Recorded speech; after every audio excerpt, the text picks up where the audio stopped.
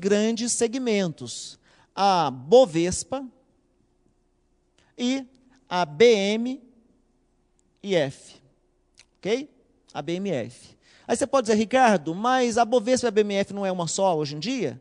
Atenção, é como se o dono fosse um só, mas os segmentos são diferentes, ok? Elas se uniram, elas se fundiram no que a gente chama de nova bolsa. Entretanto, para efeitos de concurso, nós continuamos estudando as duas separadamente. Não é que elas são, né, empresas distintas, não, atuam em segmentos distintos. Então, isso é importante, os mercados são bem diferentes. Por exemplo, na Bovespa, quase 100%, 93% aqui são ações. Ou seja, títulos de propriedade, né? Pouquíssima coisa é diferente de ações. Temos um pouquinho de renda fixa, um pouquinho de opções, etc. Aqui, na BMF, o que que mexe, né? Com o que mexe a BMF? Mercadorias e futuros. Por isso é o nome da bolsa. Ações na Bovespa é praticamente tudo à vista. Pouca coisa é para pagar depois, ou seja, o que a gente chama de derivativos. Aqui, a maior parte são derivativos. Ok? Ricardo, é só isso que tem no mercado de capitais? Não, se a gente pegar aqui, olha, quem é que está regulando este mercado? Principalmente CVM. Ah, é exclusivamente? Não. Banco Central também regula este mercado, mas principalmente CVM, né? Se a gente pegar, tem um outro bloco, ok? Este outro bloco aqui é chamado de mercado de balcão. Qual é a característica desse mercado de balcão? Não tem existência física, não tem um prédio do mercado de balcão. O que tem é o seguinte, sistemas interligados. Nós vamos ver isso detalhadamente na hora certa, mas por enquanto é interessante dar uma visão geral. Neste mercado de balcão, tem uma empresa também que atua aí pegando, vou chutar, 80%, 90% do mercado, que é a famosa CETIP. Ok? CETIP hoje tem um nome, né? Apesar da sigla ter se mantido, não é nem mais central, nem mais Câmara. CETIP hoje é BOA, derivativos. O que é isso? Né? Balcão organizado de ativos e derivativos. Né? E isso é o nome da empresa CETIP. Balcão organizado de ativos e derivativos. Por que organizado? Porque alguém está tomando conta, alguém está fiscalizando, alguém está colocando ordem, alguém está regulando. Por isso que a gente chama de balcão organizado.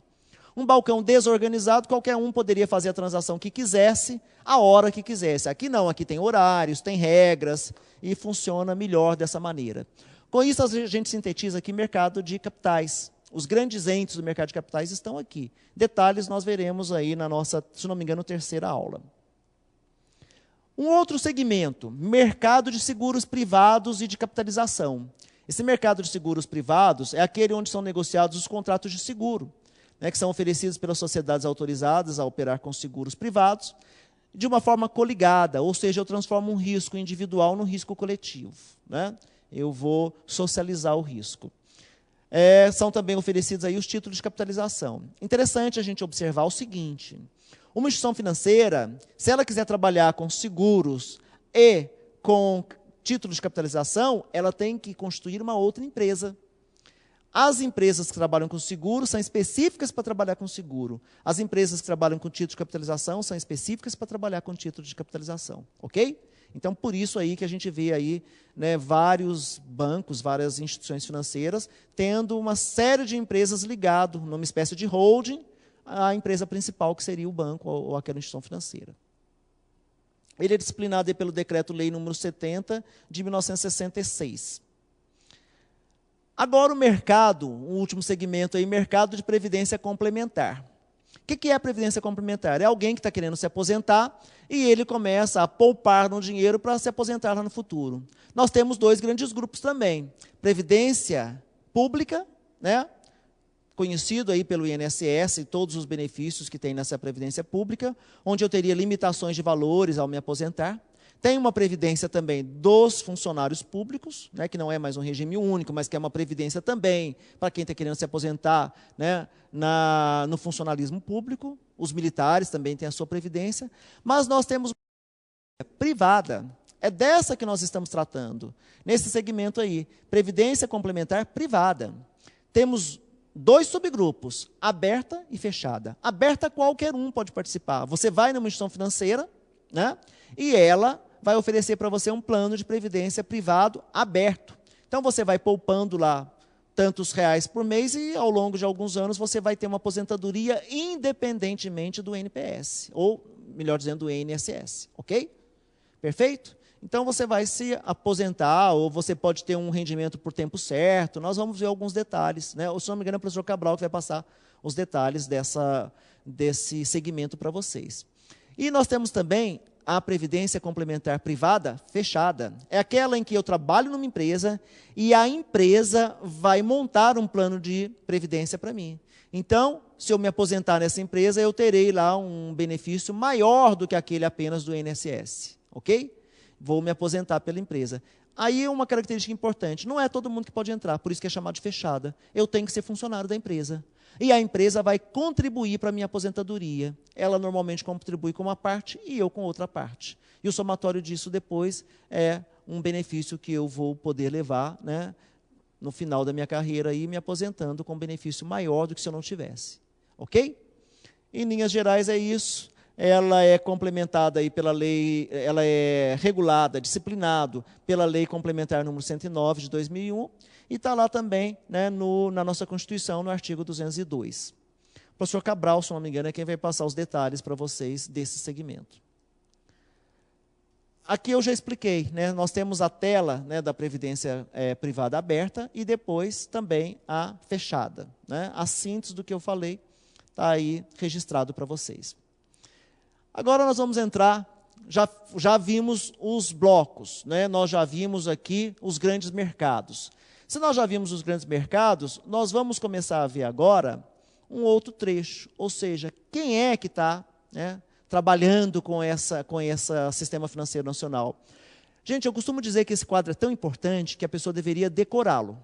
Não decorar simplesmente sem saber o que está fazendo, mas memorizá-lo de tanto trabalhar com esse quadro. A melhor maneira de fazer isso, memorizá-lo, é você ir desenhando esse quadro e interpretando. É o que nós vamos fazer agora. Nós vamos verificar que esse quadro aí, ele tem uma estrutura que ajuda demais você a resolver questões de prova. A primeira coluna que nós vemos desse quadro, né, mais à esquerda aí, são os órgãos normativos. Então, esses órgãos normativos, né, os órgãos normativos, não tem jeito da gente confundir. Por quê? Porque o nome entrega.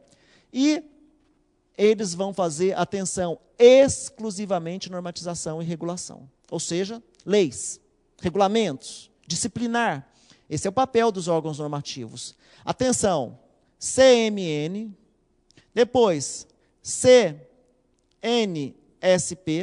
depois CGPC.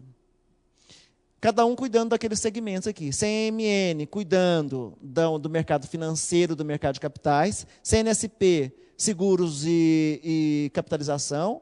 Um pouquinho de previdência aberta está aqui. E CGPC, previdência fechada. Previdência complementar, né, privada fechada.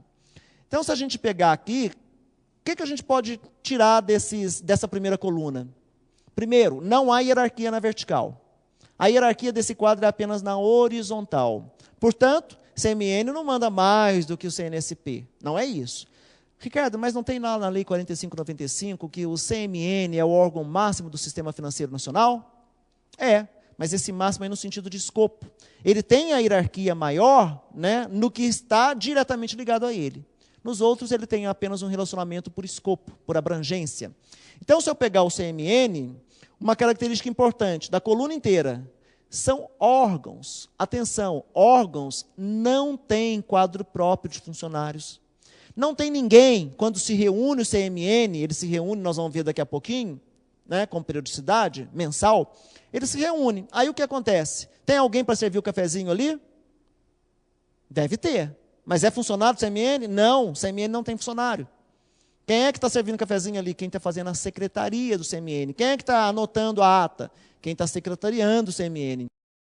CMN é o Banco Central que faz a secretaria do CMN, ok? Então, nenhum desses aqui tem, né, personalidade jurídica própria. Não. É um conselho, atenção, conselho, um órgão, guardem isso, singular, ok? Desculpe-me, órgão singular não, órgão colegiado.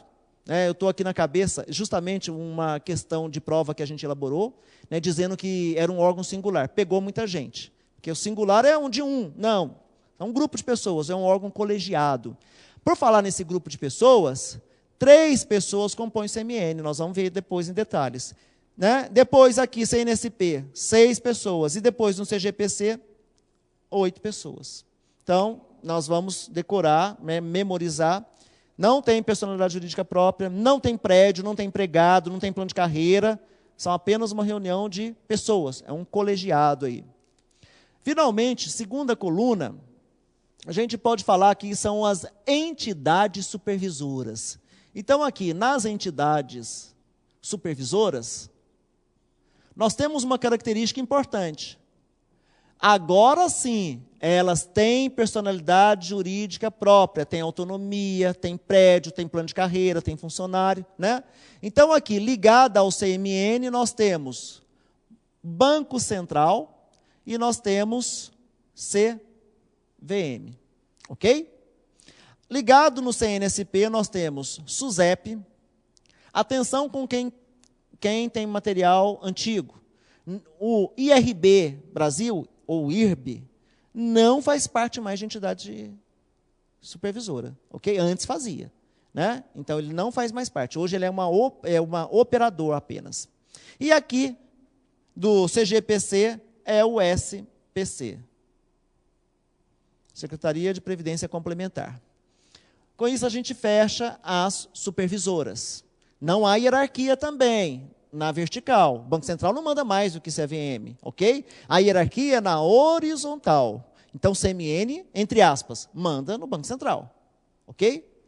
Finalmente, o terceiro grande grupo são aqueles que vão executar a intermediação financeira. São os operadores do Sistema Financeiro Nacional. Então, é importante, é o grupo maior, os operadores do Sistema Financeiro Nacional, e nós temos aqui, ligados ao Banco Central, uma classe importante, instituições financeiras, captadoras de depósito à vista.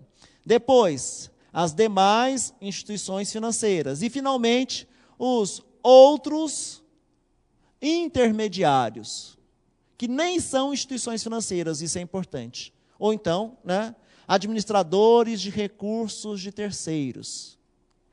Ok? 3 grupos aqui ligados ao Banco Central.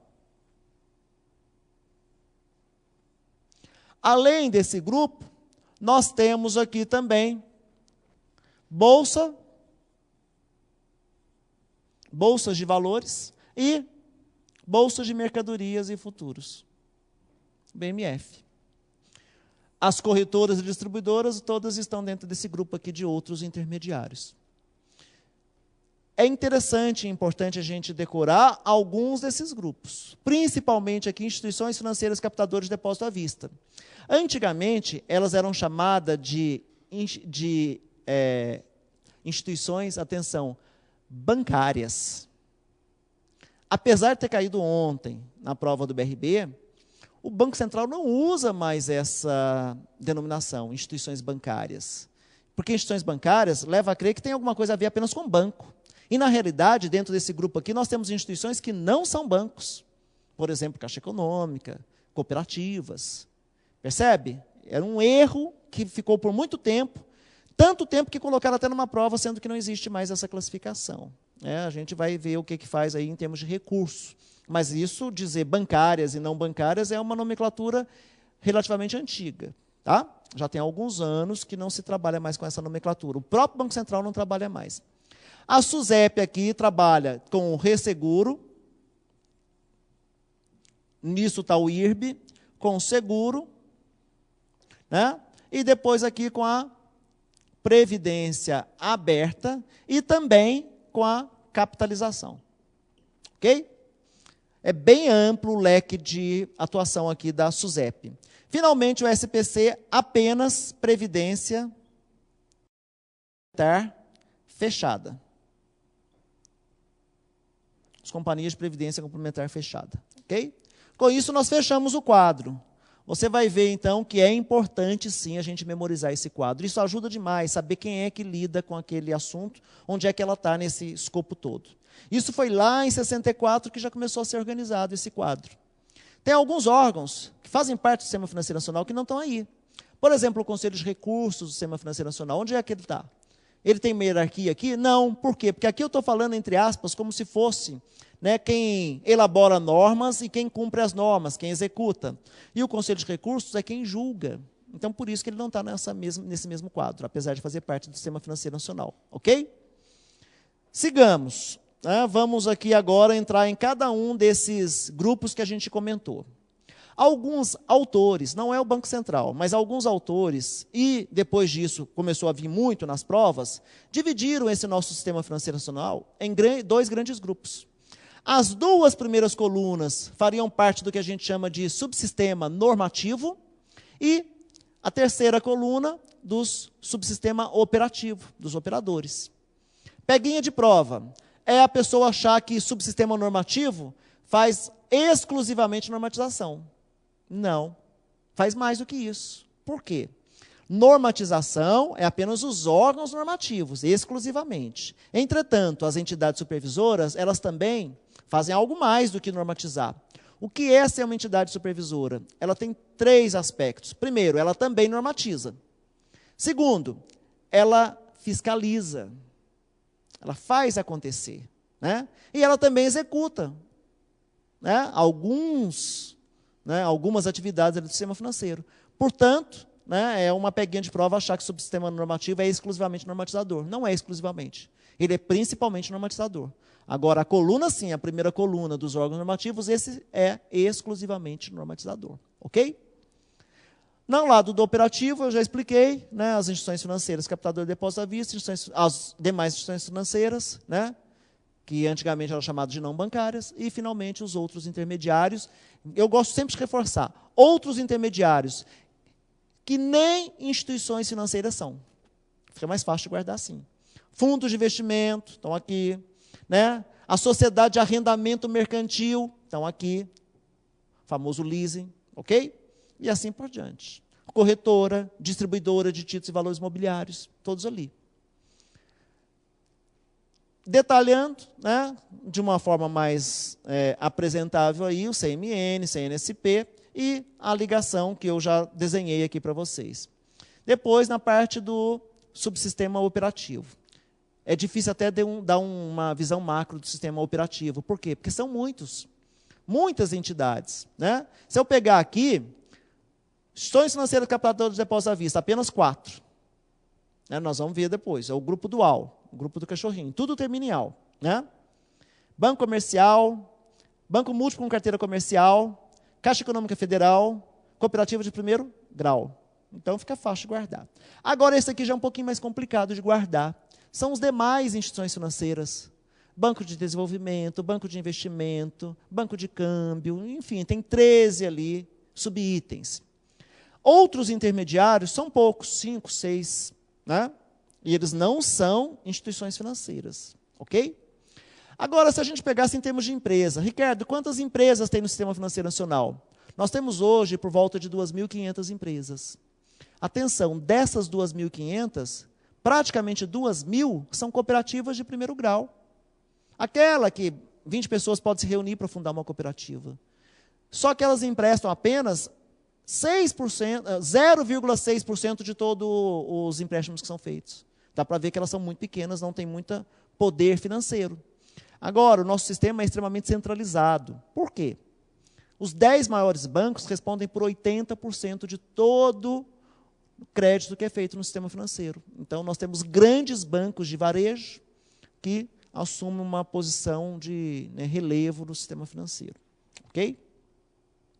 Não temos que nos preocupar, por hora, de ter que decorar, né, os 13 ali, né, mesmo porque eu não nominei um por um, ok?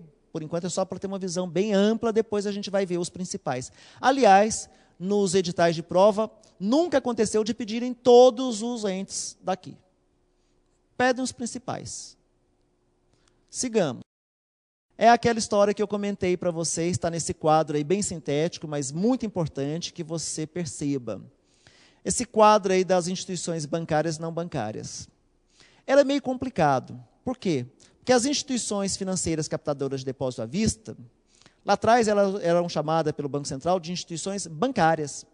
Olha a bagunça, porque nesse grupo eu tinha instituições que não eram banco. Por exemplo, Caixa Econômica não é um banco. Por exemplo, Cooperativa não é um banco. E elas estavam lá numa classe chamada instituições bancárias. Olha a dificuldade. Eu tinha uma outra classe chamada de instituições não bancárias. E dentro dela eu tinha bancos. Banco de desenvolvimento, banco de investimento. Eram chamadas não bancárias. Daí que há uns 2 ou 3 anos, 3 para 4 anos mais ou menos, o Banco Central mudou essa nomenclatura. Ele passou a chamar, primeiro grupo, instituições financeiras captadoras de depósito à vista. Se a gente quiser fazer o relacionamento com a nomenclatura antiga, esse grupo é o mesmo grupo que era chamado de instituições bancárias. Isso era tão errado, chamá-la de instituição bancária, que o mercado e os autores chamavam apenas de instituições monetárias, ou seja, trabalhavam com dinheiro, né, depósito, né, à vista. E o outro grupo, os não bancários, hoje o Banco Central chama de demais instituições financeiras. Todas são instituições financeiras, mas nem todas são banco. Ok? São as instituições financeiras chamadas de demais instituições financeiras. Antigamente eram chamadas de não bancárias. E o mercado chamava de não monetárias, que era um pouco mais correto. Beleza? Hoje, né, com exceção dessa última prova aí que veio com essa, né, esse pedido, né, de uma nomenclatura antiga, em geral já se usa a nomenclatura nova. Mas é sempre bom fazer o relacionamento, por isso que eu coloquei esse quadro aí, para tentar explicar que, olha, apesar de ser chamado de bancária, eu tinha instituições ali que não eram bancárias. Né, e isso gerava uma dificuldade de entendimento. Agora, a gente achou que ia simplificar, né? Mas, com as provas pedindo essas coisas antigas, a gente tem que saber as duas coisas, como é que era antes e como é que é hoje. Falou para você instituições bancárias, você tem que pensar no contexto. O que ele está pedindo? Está pedindo todos os bancos ou ele está pedindo aquele conceito de que eram instituições que captavam depósito à vista? Vamos entrar finalmente aí nos órgãos reguladores. Aquela primeira coluna que a gente viu. Quem são? O que fazem? Né? São o Conselho Monetário Nacional, CNSP e o CGPC. Né? Nós vamos detalhar cada um deles. Depois as entidades supervisoras, já coloquei para vocês, Banco Central, também chamado de Bacen, depois a CVM, depois, né, a SUSEP, na parte de seguros privados. Se a gente pegar só a sigla, engana muito. Superintendência Nacional de Seguros Privados. Né? Desculpa, nacional não, Superintendência de Seguros Privados. Né? Aí o que acontece? Superintendência de Seguros Privados não mexe apenas com seguros. Mexe com capitalização, mexe com resseguros, né? Mexe com previdência aberta, então precisa ficar atento nesse ponto. E depois o SPC, aí, como a Secretaria de Previdência Complementar. Atenção quem está com material antigo. Por uma época, esse SPC foi chamado de Previc. Aliás, até hoje, né, a própria SPC mantém no site Previc. Está errado, porque Previc não existe mais. Ela não foi uma medida provisória que não foi aprovada pelo Congresso. Né? Por decurso de prazo, ela foi rejeitada. Portanto, não há que se falar em Previc, apesar da propaganda no site e apesar da gente ver alguns documentos aí escrito Previc. Né? Ministro da Previc, né? Superintendente da Previc. Não, não tem Previc, é SPC. Esse é o nome correto. Lembrando, reforçando, todo esse grupo aí de entidades supervisoras tem patrimônio próprio, tem funcionário, tem plano de carreira, tem autonomia financeira. Né? Então, tem personalidade jurídica própria. Os operadores, né, já comentei cada um deles, né, não precisa a gente detalhar, né, as instituições financeiras, as demais instituições, os outros intermediários, bolsas, né, e etc. Agora a pergunta que fica, Ricardo, você falou tudo isso, Sistema Financeiro Nacional, né, que ele vai levar, né, que ele vai fazer, que ele é composto desses mercados, que ele está organizado dessa maneira, e daí? Para que serve o Sistema Financeiro Nacional? Atenção, gente, isso cai em prova com muita frequência. Para que serve um Sistema Financeiro Nacional? Ele serve para quê? Lógico, para intermediar recursos. Levar recursos de quem está sobrando para quem está faltando, e vai cobrar, e vai ganhar em cima disso. Mas esse é o papel no sistema financeiro nacional? Eu tenho de um lado dinheiro sobrando, tenho de outro lado dinheiro faltando. Portanto, vou levar recursos dos superavitários para os deficitários. Quem é que vai fazer isso? As instituições que fazem parte do sistema financeiro nacional, especialmente aí instituições financeiras. Ok? Então, né, nós temos aí essa intermediação feita, né, pelas instituições financeiras. Atenção, gente, a intermediação financeira é o papel, é o objetivo máximo do próprio sistema e também é, dica de prova, também é o próprio objetivo da instituição financeira, dos dois. Tá? As instituições financeiras também têm esse objetivo, os bancos também têm esse objetivo, fazer intermediação financeira. Entrando agora no CMN, né, nós vamos ver que ele foi criado lá na Lei 45.95/64, com algumas atribuições. As principais: regular a Constituição e os próprios regulamentos das instituições financeiras. Estabelecer medidas de prevenção ou de correção dos desequilíbrios econômicos. E disciplinar todos os tipos de crédito. Então, é bastante coisa. Nós poderíamos falar aqui, nós temos 7 objetivos para o CMN e 29 atribuições, competências privativas. Para uma prova de nível médio, não precisa a gente estudar as 29 competências privativas, mas pelo menos os objetivos nós vamos estudar. E quem é que compõe esse Conselho Monetário Nacional? Atualmente, 3 pessoas, 3 ministros. Né? Vamos lá. Ministro da Fazenda, na qualidade de presidente do, né, CMN, né, Conselho Monetário Nacional. O presidente do Conselho Monetário Nacional é o ministro da Fazenda. Depois, o ministro do Planejamento, Orçamento e Gestão. Né, ele faz parte do CMN. E, finalmente, o presidente do Banco Central. Caiu na última prova, né, eu não me lembro, não me recordo, foi no BASA, mas falando do presidente do Banco Central como ministro. E aí fica a dúvida, mas ele é presidente do Banco Central, ele não é ministro. Ele tem status de ministro. Isso foi uma medida também provisória de um tempo atrás, e hoje o presidente do Banco Central tem status de ministro. Portanto, a gente poderia dizer que a composição é feita por 3 ministros também, que estaríamos corretos. Interessante a gente pensar no papel evolutivo. Antes de nós termos o Conselho de Recursos do Sistema Financeiro Nacional, lembra que eu falei que nem estava ali no quadro? Isso foi em 85. Sabe quem fazia o julgamento das leis, das normas, das reclamações? O próprio CMN. Olha como é que era confuso. Ele fazia a lei e ele também julgava a lei. Então, o que aconteceu? Em 85 teve a modificação. Só que, quando ele fazia a lei e ele também julgava a lei, ele tinha necessidade de ter muitas pessoas. A composição do CMN, por algumas épocas, tinha 13, 20, chegou a ter quase 40 pessoas no CMN. Hoje, apenas 3. E de quanto em quanto tempo que eles reúnem? Isso é importante para a prova. Mensalmente. Tá? Então, mensalmente o CMN se reúne. Não vamos confundir com o Copom, que é outra coisa, que tem outra periodicidade e outra composição. Aqui, então, 3 pessoas de esferas diferentes, né,